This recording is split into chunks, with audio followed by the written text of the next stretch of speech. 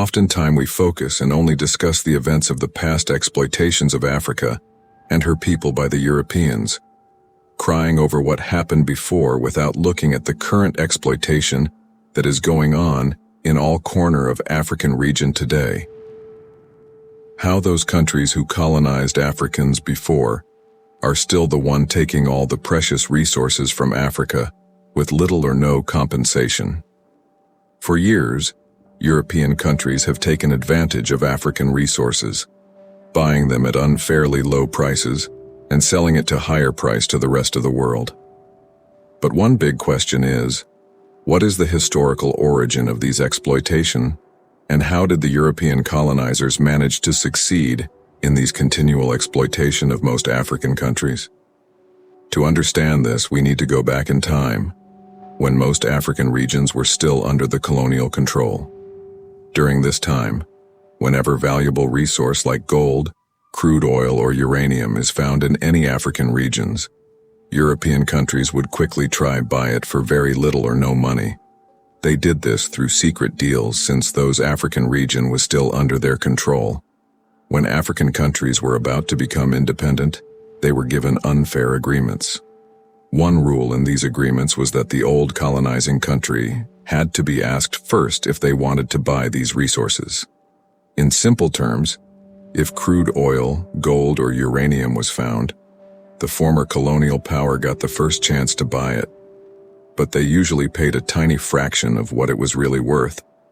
This happened with Niger, where France made deals to buy uranium for a very low price. However, change is happening in Africa today, as this continual exploitation is about to be stopped for good, and Niger Republic is emerging as a powerful country that is challenging the exploitative practices of European countries, particularly France.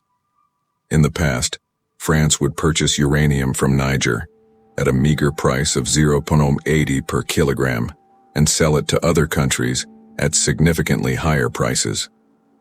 This unfair trade has been allowed to persist due to secret agreements and the legacy of colonization.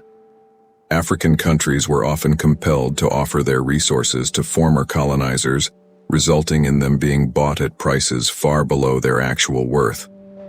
Niger experienced this exploitation firsthand, as France made agreements to buy its uranium at a cheap price. But things have changed since the coup in Niger, which has caused European countries to panic as they face the possibility of losing their exploitative grip. In a groundbreaking move, Niger's uranium company has substantially raised the price of its uranium from 0.80 to $200 per kilogram. This increase is justified considering the crucial role uranium plays in clean energy, cancer treatment, naval propulsion, and nuclear weapons. Furthermore, uranium's value extends beyond the present, making it a precious resource for the future. France had been profiting immensely by obtaining uranium from Niger at ridiculously low prices. However, with the change in Niger's political landscape, uranium prices have experienced an uptick. Analysts predict even greater gains in the future as France is no longer able to obtain uranium at such cheap prices. Nigeria's decision to raise the price aligns with global standards and properly reflects the true worth of this valuable resource. To highlight the extent of the previous exploitation, consider that in 2010, a French multinational group extracted 14,460 metric tons of uranium from Niger, resulting in an export value of $3.5 billion. However, Niger received only $459 million in return. The increase in uranium pricing will enable Niger to receive fair compensation for its resources and invest in critical infrastructure projects and social development initiatives. This shift ensures that the profits from Niger's uranium remain within the country, instead of flowing into France's treasury. This price increase by Niger has the potential to set a precedent for the future of the country. In the global uranium market, influencing pricing strategies and negotiations in other uranium-rich countries, France, a major buyer of Nigerian uranium, may express concerns over the price hike. It also presents an opportunity for a more balanced partnership and positive impact on the global uranium market. Niger's proactive move not only strengthens its economic prospects, but also serves as an inspiring example for other resource-rich African nations. It encourages them to demand equitable resource prices, pursue greater economic autonomy, and diversify their economic strategies for long-term stability. With its newfound power in the uranium market, Niger has the upper hand to determine the price and make Europe, especially France, pay a fair price that aligns with international standards. Europe's dependence on Niger's uranium means that even if France tries to find alternative options, they would still have to pay a higher price because rates are already high in the international market. Therefore, maintaining a partnership with Niger, which offers a well-established supply chain, would be the most logical choice for France. Growing concerns have emerged in France regarding the country's dependency on Niger's uranium and the potential consequences for its energy independence. Unfortunately, France finds itself in a difficult situation, as uranium is a crucial resource for powering its nuclear plants, and it has relied on Niger as a source for over 4 decades through the French nuclear fuel cycle group Orano, formerly Areva. Orano, a multinational company 90% owned by the French state, operates 3 uranium mines in Niger, with only 1 currently in production. France's inability to sever ties with Niger's uranium, even if offered at high prices, can be attributed to its significant investments in Niger's mining sector. This presents an opportunity for Niger to leverage its position and maintain France as a market for its uranium.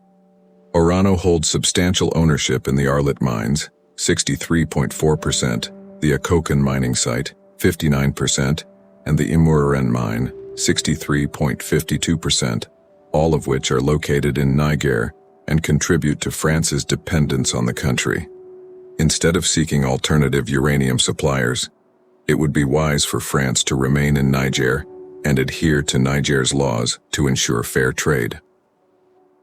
Despite recent political developments in Niger, Orano has expressed its intention to continue its mining operations and purchase uranium at the newly increased prices.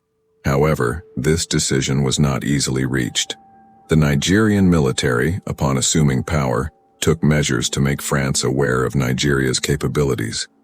They temporarily halted uranium exports and issued a 48-hour ultimatum for the French envoy, Ambassador Sylvain Ety, to leave the country. These actions aimed to signify that Niger would no longer tolerate being exploited like war booty by France.